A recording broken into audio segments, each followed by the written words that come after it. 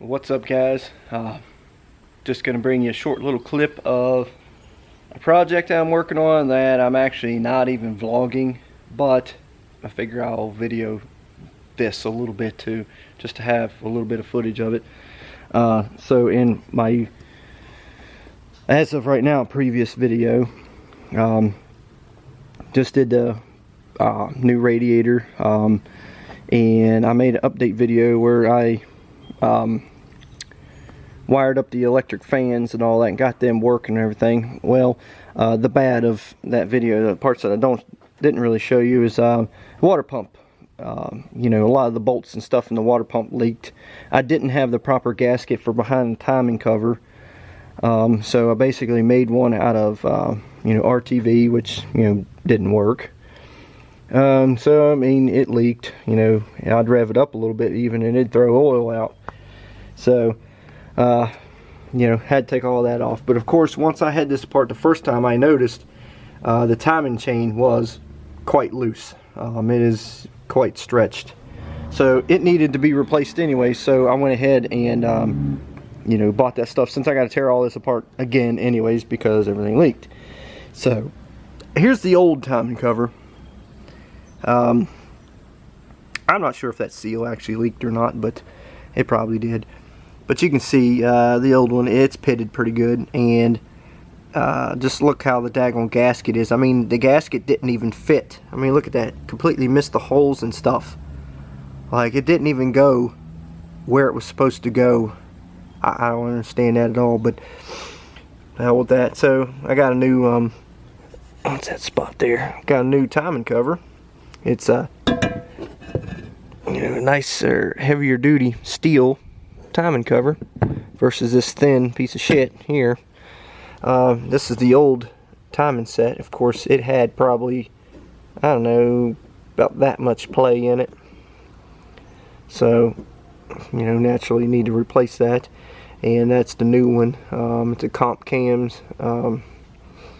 This one is actually adjustable. You can set it, I want to say it's 2 degrees advanced, 2 degrees retard, if you want, but I'm not going to do it, any of that, because you know, this setup was set at 0, so I'm just going to set it at 0, even though there is some sort of cam in the truck. I don't know what cam. It's just supposed to have been some mild RV cam. And of course, as you can see, anybody watching this that knows these engines and all that, you know, you can see that's not a stock cam gear. This is a solid steel. There's no nylon in that. So, you know, and even stamped USA on it. So that's not a factory Ford part for sure. So I don't know what that is, but just cleaning some stuff up and putting this all back together. Gasket set, oil pan gasket. So yeah, voila, here the job is done. It's all complete again, which I don't know, I guess you can say technically this is only the second time, but probably the third time, because I constantly have to keep taking crap apart because I forget something. Here's the one thing about my channel that I put on here that a lot of people don't.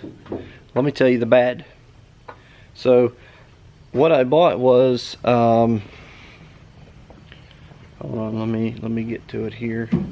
This is the box for it. It is a hold on a second. Yep, let me go up here in the light. Dummy. Alright, so it is a Speedmaster timing cover, which, you know, it's relatively cheap. I just got the regular steel one. There was no need for me to spend the ridiculous amount of money for the nice fancy aluminum ones that they make in whatever color you want, pretty much. It's like anodized aluminum. It looks cool and all that, but I mean, you can barely see that. Plus, I didn't really have the, you know, the money to spend on the extra.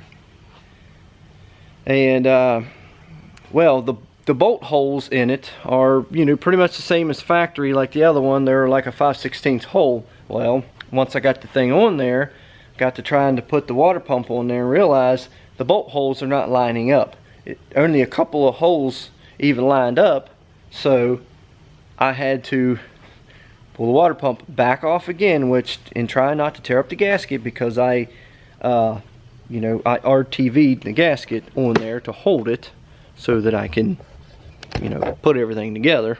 I had to tear it all back apart, and I had to drill almost all of the holes out to 3/8, which, you know, I had the timing cover gasket on the back RTV'd on there to hold it so you can get it on there, because otherwise, how else would you get it on there? There's no way, that it's impossible to do without basically gluing the dumb thing on there. So I had to drill almost all the holes out to like 3/8, and that gave just enough of a hole big enough for the bolts to be able to go in and then thread into the block. So that was kind of a pain. I guess I should have videoed that a little bit, but I didn't.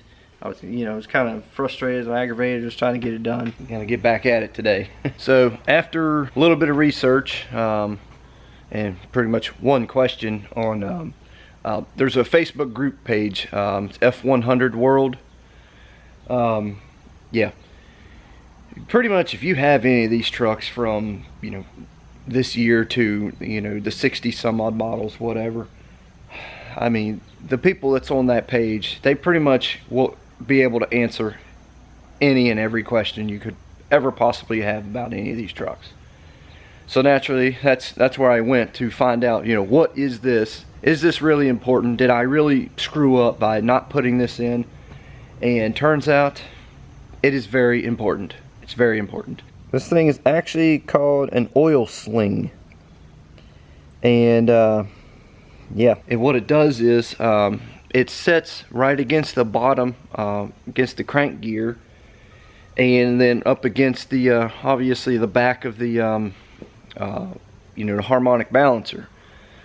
And supposedly what this thing does, it when the oil shoots up through there that lubricates the, you know, timing set chain and all that, this pretty much deflects the oil from shooting directly onto the crank seal, because of the, you know, the pressure and the high volume that the oil is shooting through there. You know, that seal can't really handle that pressure and that particular, you know, and that volume of oil. So that's what this is. It's an oil sling is what it's called. So this basically deflects the oil from hitting directly on that seal and causing it to leak. Oh, there we go. Oh, there it comes. Yes. Look at that. Oh, can you see it? There it goes. There it goes. Oh, yeah. Well, there it is. It's in there.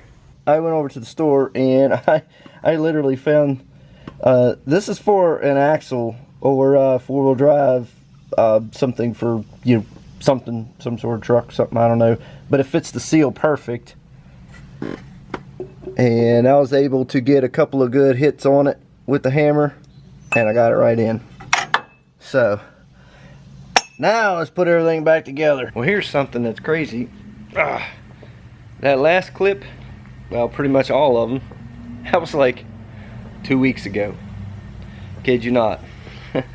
Been out of the garage for a little bit. Kind of got down under the weather, and yeah, so I was working on the video and realized that I didn't have everything that I needed to even complete this video, to finish this video, whatever. So let me get back into it 2 weeks later. Isn't that something? Did the crank seal and the oil sling, and I actually got my fans hooked up.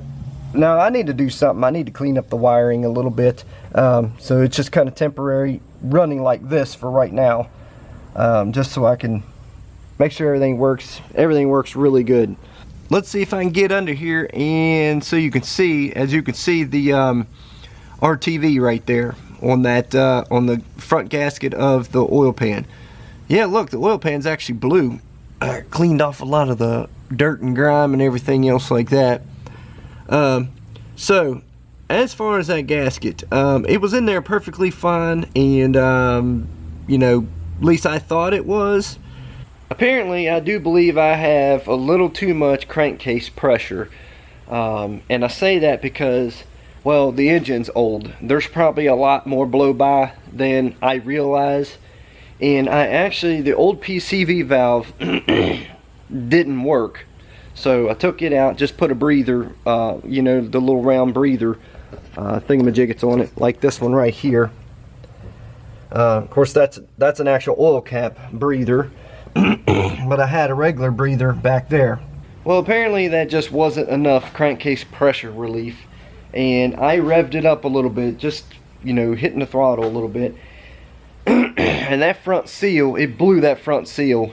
It didn't blow the seal out, but it just, the seal itself, I mean, and freaking oil went everywhere. So here I had this, now a major oil leak. I ended up having to tear apart a little bit of that to try to reseal that bottom gasket. And what I had to do was I had to pull the harmonic balancer and the pulleys, of course the belts, and get in behind there. And of course, with this oil pan on this truck, as you can see, let's see here, yeah, you see that there is no pulling the oil pan off of this truck without pulling the engine out. So as you saw, I do have oil pan gasket for it. It is the 4-piece. I got the two curved pieces for the ends, the front and the rear, and then you got the cork down the side, which I'm gonna tell you, I wasn't too pressed on using cork anyways, because give it a few years, cork soaks up oil. I don't know why they even make gaskets out of that anyways. It's kind of stupid. Well, I took every single bolt out of the oil pan, and you could literally, it'll only drop down about a 1/4 inch, and that's it. It don't move forward, don't move backwards. It's, you know, you can't get it off the truck unless you pull the engine out.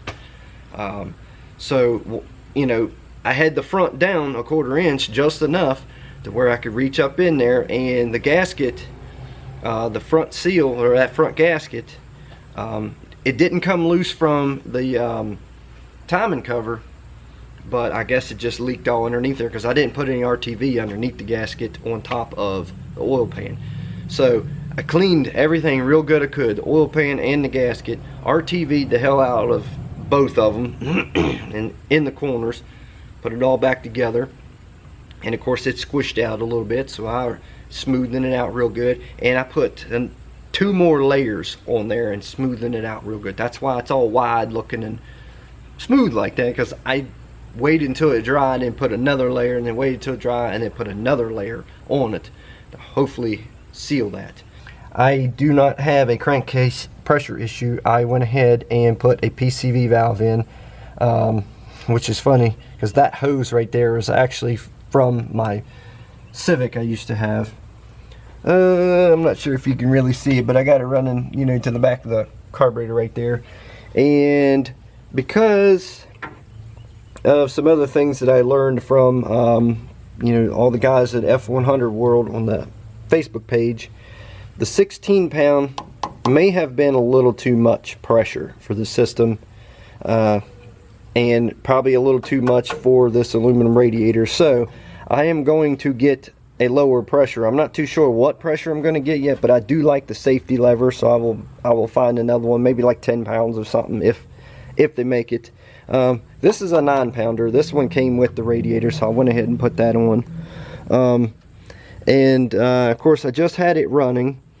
I revved it up a little bit, not like I did before when it blew out that seal, but I have no leaks.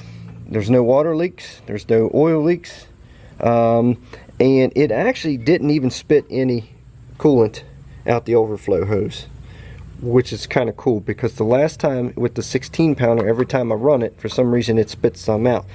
As I've said before, I am learning all this stuff as I go. And of course, you can see there is nothing on the ground. It's been sitting here for over an hour. It was running for a good half hour, and then I shut it off.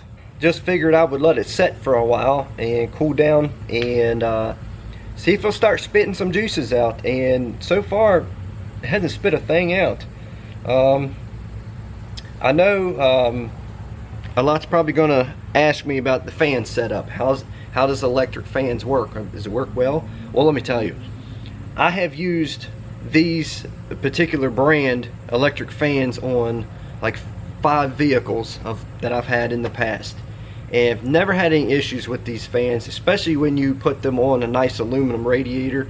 It really keeps things cool. Like, they do really well. I mean, the temperature gauge used to go about 3/4 of the way, and that's where it's always normally ran in this truck. And I've always had a I do believe it's a 195 thermostat, I think is what the truck called for, and that's what I took out of it. Or 192, it might have been 192. It's something of the sort. Well, I put it back in the same temperature that I took out. It's been in the truck for years, and now the temperature only goes to halfway, like literally halfway. And I've let it run and run and run and run, and just sits there halfway, and I'm like, well, obviously it's staying a lot cooler. I mean, it stays at 192 or 195, whatever it is, I can't remember. But it's, you know, and it's doing well. They are not too bad at all. Other than, you know, my wiring is a little goofy. I kind of have it over here to keep it off of the radiator there. But I am going to get some wire loom and, you know, kind of clean that up a little bit. Now, as far as my switch, where did I mount my switch? Oh, I got to fix that. Right there. And works pretty decent there. I have no possibility of kicking it or anything. And I know you can't really feel that, but you can hear them at least, whatever. And everything's all nice and cooled down already. Yeah, that, and it's not too tacky sitting right there, so worked out pretty good. That's pretty much it.